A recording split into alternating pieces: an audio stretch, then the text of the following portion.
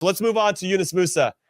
Let's stay on the positive side. I thought he was fantastic again. Fantastic in a way, yes, he's going to take some chances and some risks that maybe he shouldn't. But he's, to your point, Heath, he's always poking and prodding to try to find that space and to help us break the lines, which we saw him do in Panama until he got subbed. He's trying to do it, but everybody's got to be almost expecting it so they can support him in a meaningful way.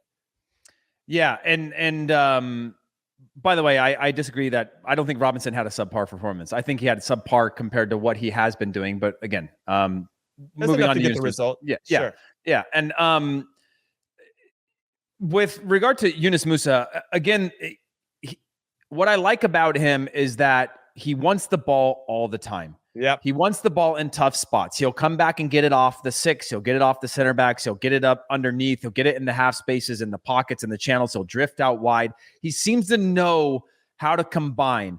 And it's not the most beautiful always. But there was a time that I saw him shrug off 7-8 guys on the dribble at one point in the game where they were all just grabbing him. And he was just like swatting them off him just to free us up. And now we're facing upfield running with numbers. And I was like, that's impressive. And no one picked it up in the broadcast or said anything about it. But to me, I was like, this is a moment where, Weston McKennie in that moment, I thought was trying a little too hard to get through that. Whereas Yunus Musah was just plowing through it. And Weston would lead to a turnover today in those moments. And Yunus just has this ability and comfort on the ball that even when there's guys swatting and swarming around him, he kind of knows where the outs are. And anytime you have that, it forces other teams to collapse on top of you. It forces them to respect you. And again, that's what I say when Yunus makes everybody better around him right now, is because as soon as you have a player like that you have to respect, and you don't know if he's going to stay in the midfield or he's going to drift wide or he's going to whatever, you now have to pay attention to him everywhere he goes. And that's going to free up other people to come up underneath, to combination play, to play quicker, to pull people in and out of spaces. And I think the more players we can have on the national team that have that comfort on the ball and that courage to go forward and face forward and take those chances in the right times, not try too hard, but have that actual natural ability and comfort, which I'm saying Yunus has. It just makes the game better. Yeah, we got a good comment from Alex who said that he just, and I'm paraphrasing at this point because I'm listening to you and reading these comments, but that he just had a hell of a game and that he's making it look easy. And he's, what I really like, and to actually tack on to what Alex said and what you said, Heath, is that he has this awareness of when to play simple and when to potentially sense some vulnerability in the other team, that there is a pocket of space for him to exploit.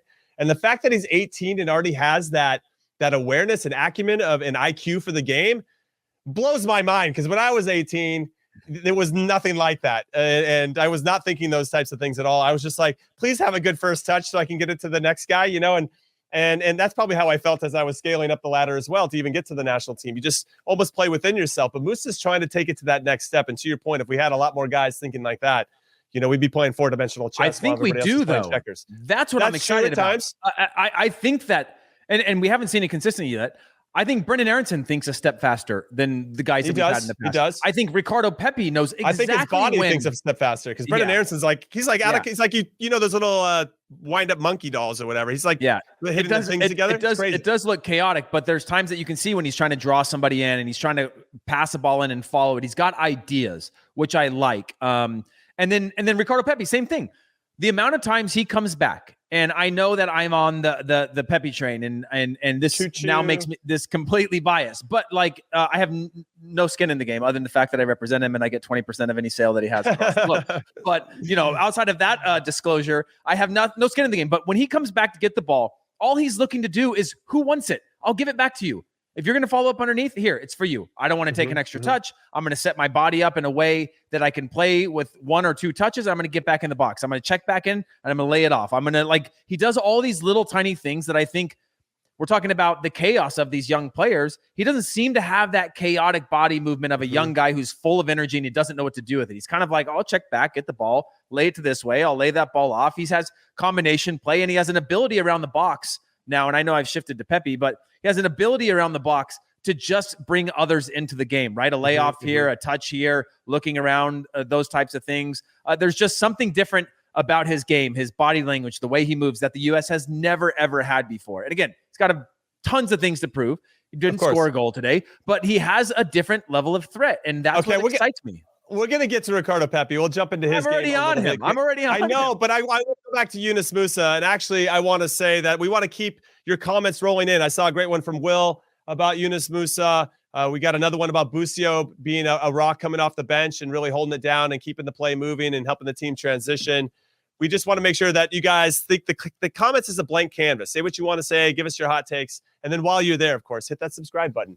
You know, that's we want to see you. Turn on your notifications. You get more of this all of the time. We appreciate you. So my big question for you, Heath, everybody listening, everybody watching, do you think Yunus Musah is a lock to start against Mexico in the first game of the next qualifying window? Yes. I mean, I can go on and explain it. Hashtag analysis. How are you going to take him out? That was the one thing that angered me the most of all the changes Greg made, even in Panama, was that Yunus Musah was a guy who had ideas and he had a confidence. It wasn't you know how sometimes you have players that have ideas and you're like, yeah, but it's a terrible idea. I like that you have ideas, but those are terrible ideas. His ideas are good, and he's showing an ability and a growing confidence level to make the right decision. You know, I say this a lot about what Bob Bradley used to say in training when I played under the national team, when we played under him in the national team, was he would always say things in training that were like, that's a good idea, but is there a better one, right? Which is like, okay, you played a square pass, but is there a better pass out there? You decided to shoot from 30. Is there a better option? And I know that's like a fluffy way of saying you did the wrong thing, but I do think about a player like that of like, when they scan the field, do they have the ability to go through their options like a quarterback and know where's the right pass? Where's the right next pass? You know, okay, there's a safe pass, but is that the right pass? And I think Yunus Musah has shown an ability to make the right decision at the right times, as opposed to being off the page of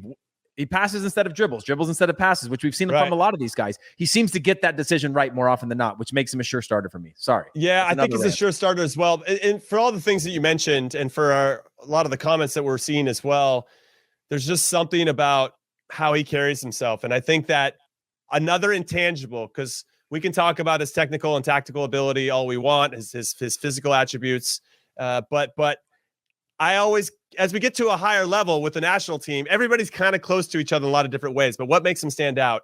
And another thing that I like from Tyler Adams as well, and Musah falls into this, I think they give other players confidence.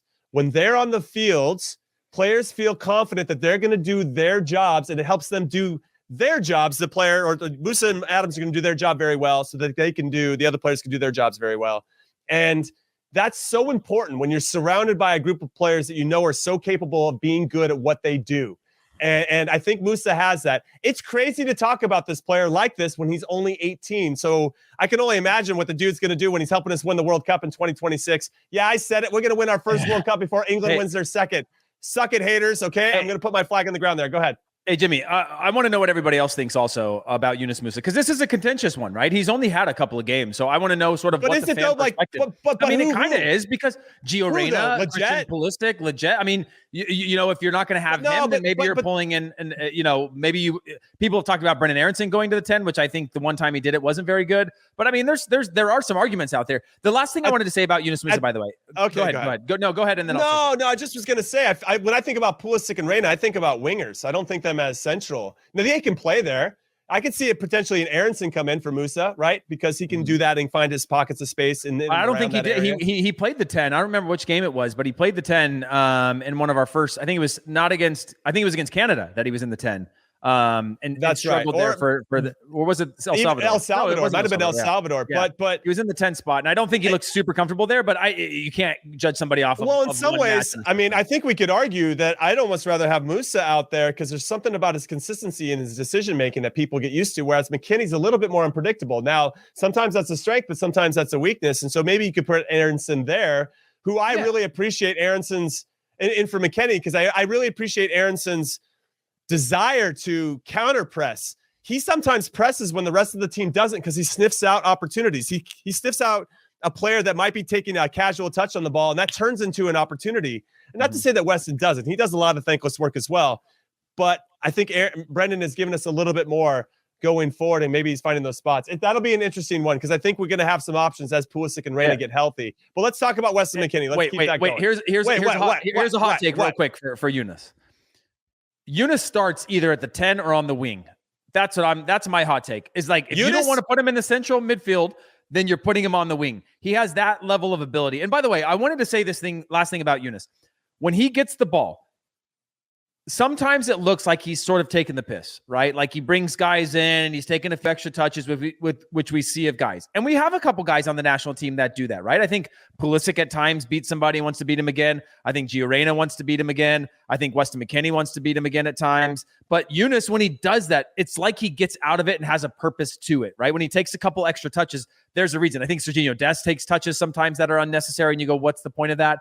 But Yunus Musah doesn't seem to waste his touches. When he takes extra touches, there's a reason for it. Like he's drawing somebody in to get out. And it's not just to be like, oh, look at me now. I'm like, I look at the circuses in town and I'm going to disrespect this opponent with like extra touches. It seems to have a purpose, at least at the moment. That's how I'm reading into sometimes the things that don't work out that he tries, because then he tries them again a minute later and you go, oh, that's what he was trying to do. That makes sense. I actually like that, as opposed to being like, let me disrespect the opponent with a meg or a step over.